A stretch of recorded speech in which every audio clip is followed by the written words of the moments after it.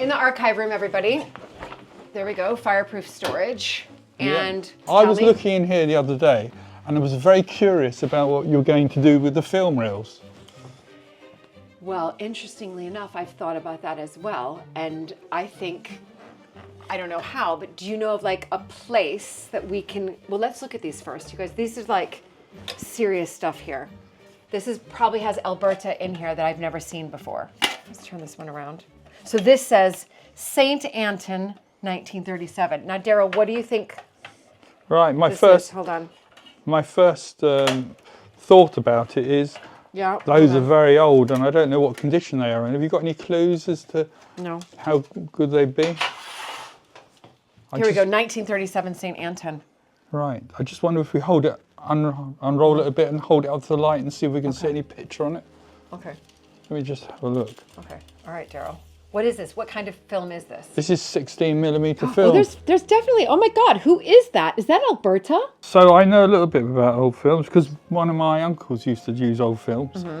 And I think that's looking quite good, the quality of that. So then, let's pull this out, everybody. Look at this stack. This is 1924, okay?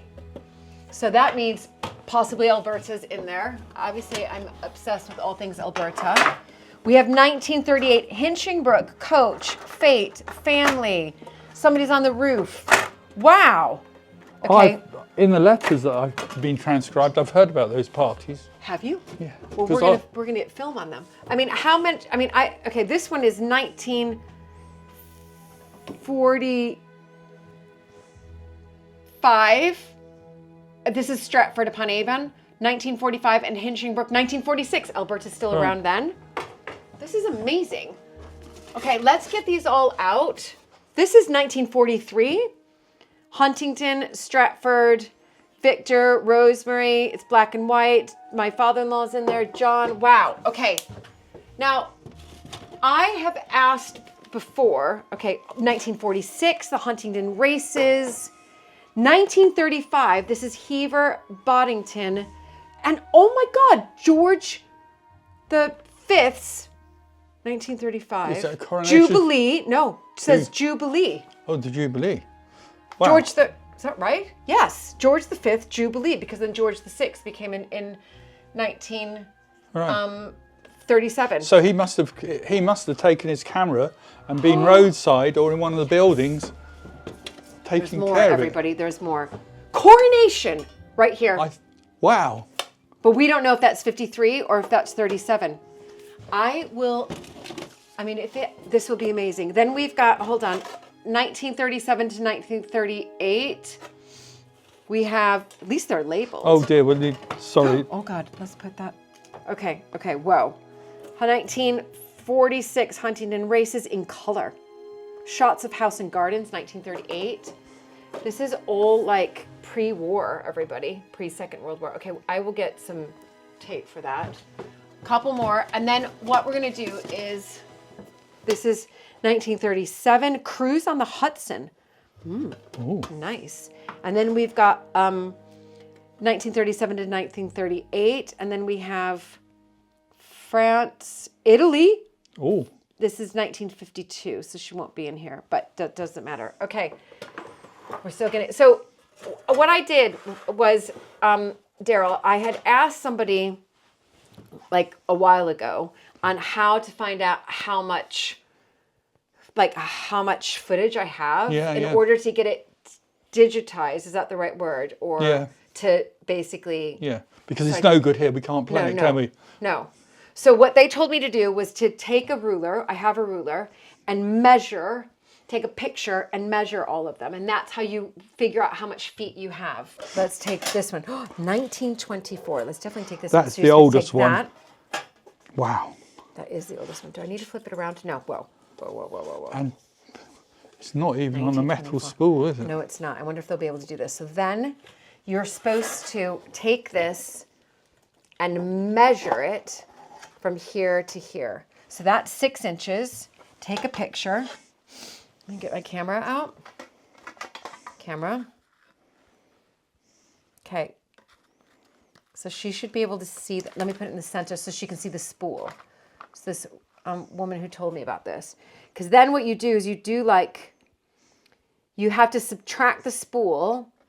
So that 6 inches, subtract from 2, gives you 4 inches, which, hold on, I'm going to tell you in a second, everybody, how much feet of tape that is. This is a 6-inch diameter, and it says holds approximately 200 feet, but ours is a 6-inch diameter, and it's the oldest one, so it might hold 300 feet because a 7-inch diameter holds approximately 400 feet. Okay, so it says here, for example, this photo shows a 5-inch reel on a 2-inch core, which tells me the reel holds between 200 to 250 feet. Yeah. Okay. What we're gonna do is just take her. Can I just say a picture of all you asked me to take this lid off, and this has got paperwork inside it. What? No. This is my father-in-law's writing. Hinchingbrooke and Huntington races. Looks like it's 150. 1938, 8 minutes. About something of a lady walking around a garden. Color, break after half a minute, several broken splices. Then about 3 minutes, sorry. So it's about 4 minutes of a lady walking around a garden, about 3 minutes of Hinchingbrooke, views of the house and gardens, including the Japanese gardens and gatehouse. Oh. And then about 1 minute of Huntington races. Right. But it says also that it's in pieces. Yes, so some in pieces. So we're going to have to get that professionally fixed together. So what we're doing, everybody, is we're taking photos like you just saw me with the ruler there, and then the company that we're going to use, because it's nearby as well, and it's, as Daryl mentioned, they can do like AI, amazing stuff. We are going to send them all this information, and then we're going to start this process. So if you're interested in helping with this fundraiser, do let me know. Sorry. If you're interested in helping fundraise for this, it's not going to be like a tapestry amount. Head to Buy Me a Coffee. That's where all my fundraising happens. And you will be the first to see this. So those of you on Buy Me a Coffee who are donating to this, we will give you little snippets of the process of this, and you can see it before anybody else. So do check out buymeacoffee.com/Julie J, because my middle name is Jean Montague. You guys, I've got this mix of excitement and nerves. There's a lot of people down there this morning because I am giving a tour today here at Mapperton. But now I just need to make sure I am ready as well. And this is a big part of that. And that is my FAQ 202 by Foreo, you guys. It's my go-to whenever I want my skin to feel fresh and firm and glowing and all that good stuff. And honestly, with the early mornings and prep, this is my secret weapon, you guys. It's a next generation LED face mask that's wireless, it's light as air, it's made from super flexible silicone, so it fits perfectly. I usually just pop it on while going over my notes or just taking a quiet moment before the people arrive. And I've started noticing a few more brown spots and fine lines. I mean, that is what happens when you age and you like the sun. It's just really a part of life. But honestly, this mask helps reduce those. It smooths everything out and gives my skin that even, that radiant tone that I really, really want when I'm welcoming guests. And if I'm in a rush, then I just grab my UFO 3. 2 minutes, you guys, and I get LED therapy, I get heat, I get cooling, I get T-sonic pulsations.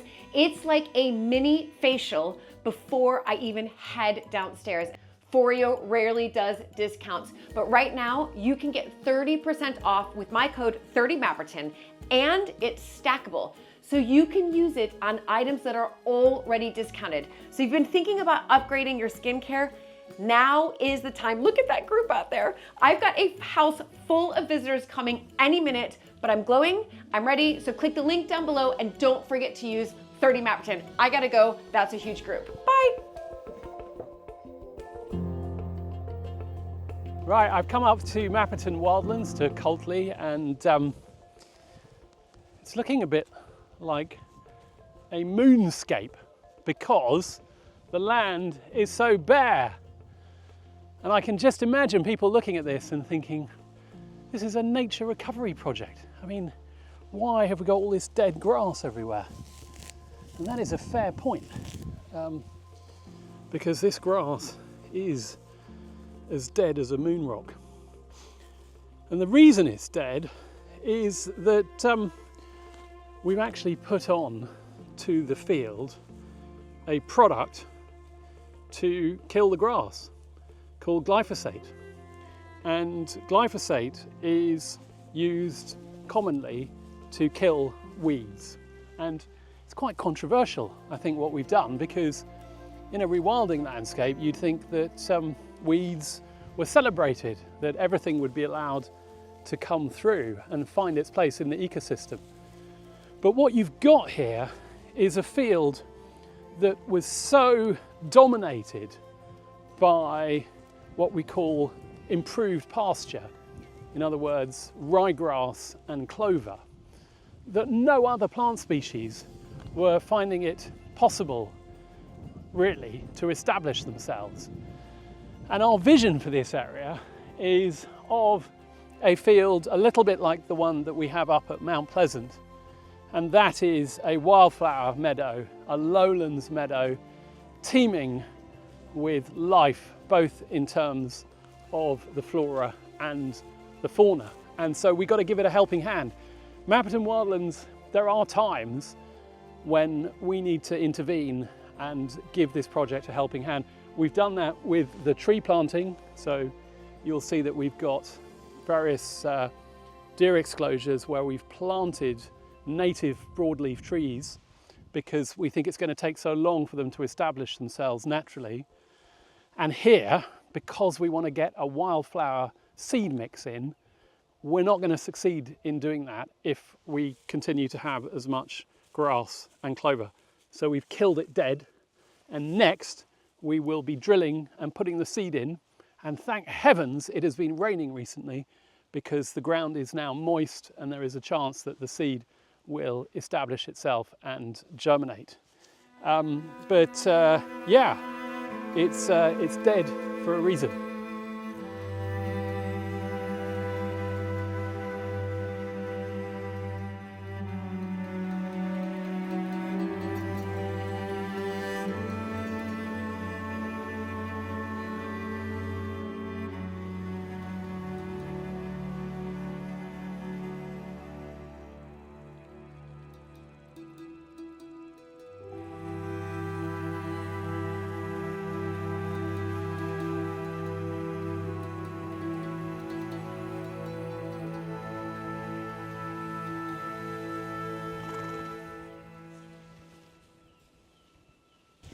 I'm here with these magnificent Exmoor ponies who were being incredibly friendly until I started talking, and now I've spooked them and they've rushed off. We've got 7 of them here at Mapperton Wildlands, and as I said, they are Exmoors. They came originally from Coomshead Farm in Devon, courtesy of our friend Derek Gow, and they have done magnificently here at Mapperton. Of all the animals that we have on the estate, these are by far the easiest.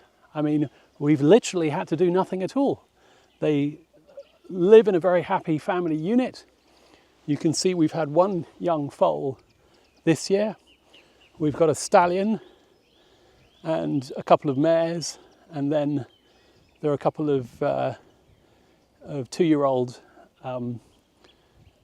foals. Well, they're not foals anymore because they're 2 years old, and they're just thriving here. They're living very happily.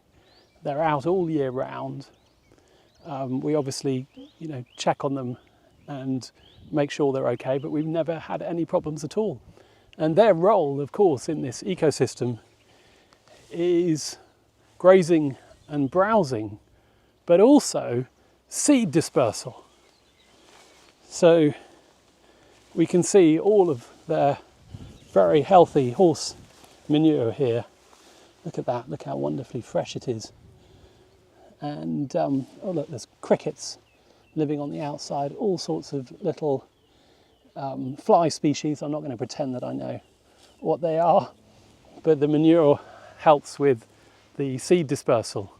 And of course, part of what they do is to graze the grass, but also to browse the scrub, in particular all the bramble that we have here, so that nothing dominates, everything is in balance.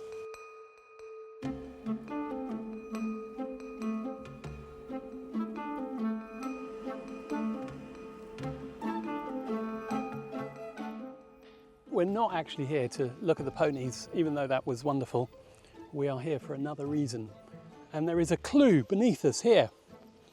These are caterpillar tracks. Well, not the squidgy kind of caterpillar, but the steel and diesel kind that comes along with a big bucket to scoop up the ground, because we are creating scrapes here at Mapperton Wildland. And you may wonder what a scrape is. Well, it is what it says. You bring in a digger and you scrape a section of the land in order to create a place for water to accumulate. So the reason for this is that with all of these animals here, we now must make sure there are enough water sources. So this has an agricultural purpose, this scrape, but it's also got an ecological purpose, because each scrape is creating a small pond which itself becomes a habitat for all sorts of wonderful insects and other species, which then in turn help to feed the bird life that we have here. Now, this is the scrape. I was here earlier today and the digger was out and out with his bucket and literally scraping off some of this soil here, which you can see has been pushed to one side, and already you can see that water is now accumulating. And so the combination of the springs, the weather, the rain will start to mean that this area opens up and we have a small pond which the ponies will want to come to drink, and which over time will start to draw in other species as well. Now, it was interesting watching the digger today, because as he got lower, he started hitting a lot of flint. So this is really quite flinty soil here. And we're also wondering about the water source. You know, why is it so damp around here? Where's the water coming from? There are a couple of springs up in the hills here, but we also think that we have what's called a land drain. Now, these are drains that would have been used by farmers in the past to get the water off the land. And what often happens is, if those drains haven't been managed, they can block and the water piles up back into the hillside. So we think there are two things happening here. Anyway, it looks like a terrible mess at the moment, but it won't look like this for very long, because everything will grow over and this will be a wonderful new water source for the animals and so much more life as well. So yeah, this is one of the new scrapes at Mapperton, and there are more.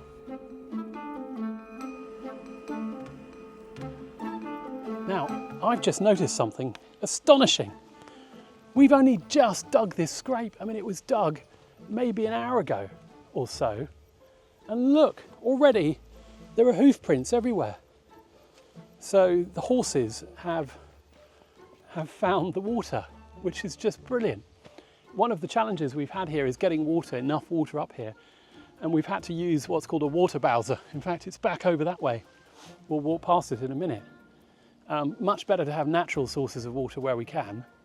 And immediately the animals have come here and they found the water. This must have been just in the last half an hour that they're here, and because you can see all the hoof prints.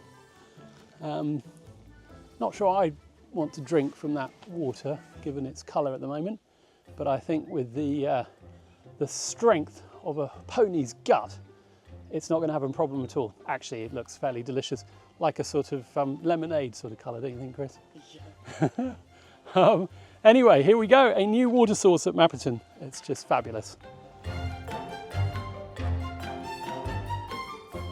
And here we have another scrape. This one's a bit smaller, but actually the water has also come, and I can see that there's actually water flowing into here, which I think is coming down the hill, and then it heads off, and there's a little trickle making its way along through here.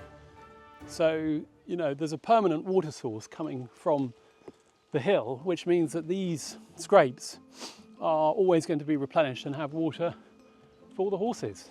So that's a real success.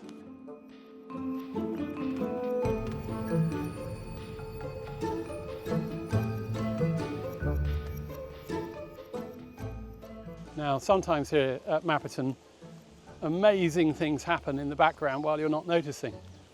And one of the amazing things that's been going on, and this is truly wonderful, is all this fencing. Look at this. This is brand new fencing. And this is fencing along the perimeter, the edge of Mapperton wildlands. And we've got kilometres of new fencing going in. It's all part of what we call the countryside stewardship scheme that we're in, and we get a grant from government to put this in because we are doing various things to support nature recovery here in West Dorset. And these posts have gone in the last month or so, even though it's been quite dry. And then you've got a strand of barbed wire at the top and the wire in between. So this is pig proof. It means that when the pigs come in here, they will not go off escaping into the woodland, which is a wonderful thing.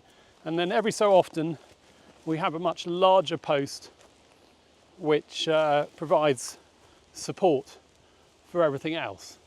And you can see this amazing fence running the whole way along, all the way down here, right up past some absolutely magnificent trees, because this is ancient woodland that we have here on the edge of the estate. Now, the last time I was looking at fencing at Mapperton, I was with Ben, and he was teaching me how to put in a post and attach the wire. I'm not sure I did a particularly good job. This job has been done much more professionally, and actually it's a shout out to the people who put the fencing in here, because this is not easy. I mean, look at this ground. We're going up and down bits of incline, so it's really quite steep in places. We've also got to hammer these posts in. So some of this will be done by machine, some of it is done by hand, but whichever way they've done it, it's a magnificent job. And these posts ought to last 10 to 15 years, maybe longer, we hope. We've certainly got some older fences than that here at Mapperton. All right, this is very exciting. Susie, Hello. yes. Okay, my aubergines, everybody. Now, I bought them at the plant fair because I'm obsessed with aubergines, but I don't know what to do with them next, so Susie's gonna tell me. When was plant fair? Was it about 4 weeks ago, 5 weeks ago? No, well, yeah, I guess it was April 13th. Okay. So it was 6 weeks ago. 6 weeks ago. I'm obsessed with aubergines, and the lady told me that they will produce 1 to 2, possibly if I'm lucky, 3. But then Susie, she said I have to, when they start getting bigger, I have to put them in on. bigger pots. Yeah. Is that right? Yeah. And then what happens after that? Put them in even Even bigger bigger pots. pots. So they never go into the soil, do they? No. In they'll the kitchen stay- garden. No, they'll stay in here. Stay in here. Yeah, in Okay. bigger pots. And we've got lots of bigger pots. Okay. But all the roots are coming through the bottom. Oh, yeah. So they really need to go into bigger pots. So they need to go in now. bigger pots. Okay, so we're just going to go to the compost table. Yep. Is that right? I've got 3. So, and then when do we have any idea, like when they start to produce Yeah. whatever? Hopefully in a month or so. You think? Hopefully. Oh, God. This one's called an aubergine black beauty. So I saw these online, and then I saw that she was selling them, and then I was like, oh, Gotta I'm quite have them. pleased. Am I using this? Yeah. Okay, so I'm going to put this in. Yeah. Just a handful. Okay. More? That would be right. Okay. And then we just squeeze the Oh, so that's how you do it. Yeah. I did not know that. Okay. And then I fill it? And then you fill it. Oh my gosh, I didn't, I always wondered how to get those out. You know, I've been like shaking them in the past. Yeah, sometimes things get too big. And then you do actually have to like smash the pots to get them Right, out. to get them out. Okay. So push it down a bit or Yeah. not? Okay. Then it's nice and firmly in. Okay. Don't want to cover up those leaves. And then we just leave it? Yeah, we'll water them. Is it okay that the leaf is yellow? Like this is No, yellow? that means it needs a bit more nutrient and a bit more water. So Okay. putting it into fresh compost, It's going to be super happy. So Yeah. can it go green again? I've always Yeah. wondered that. Can leaves go green again? it might just fall off. But Okay. that's fine. That's okay. That's okay. Okay, there's one, everybody, and then we're going to do 2 more. So now, where are we going to put these? We can put them. Actually, they're probably better on here. Okay. Oh God, they're going to be so happy right now. Do I need to water them? Yeah. Okay. Where's my little watering can? Well, that one with the rose on it. Yeah, what happened? It's out for plant sales. Oh, okay. So we Okay. use this one now that doesn't have a rose because the rose doesn't fill. Okay, fine. So I'll just be gentle with Yeah. this, everybody. Okay, and tell me when. Yeah, that's good. Okay, great. Excellent. Oh my God, I'm so excited for my aubergine. Yeah. A little bit faster. Okay. Perfect. Okay, great. Thanks, Susie. And then Okay. because you put them on here as well, when they decide they want a bit more water, they've got water here and it will just draw it up. Draw it up, yeah. Plants are clever.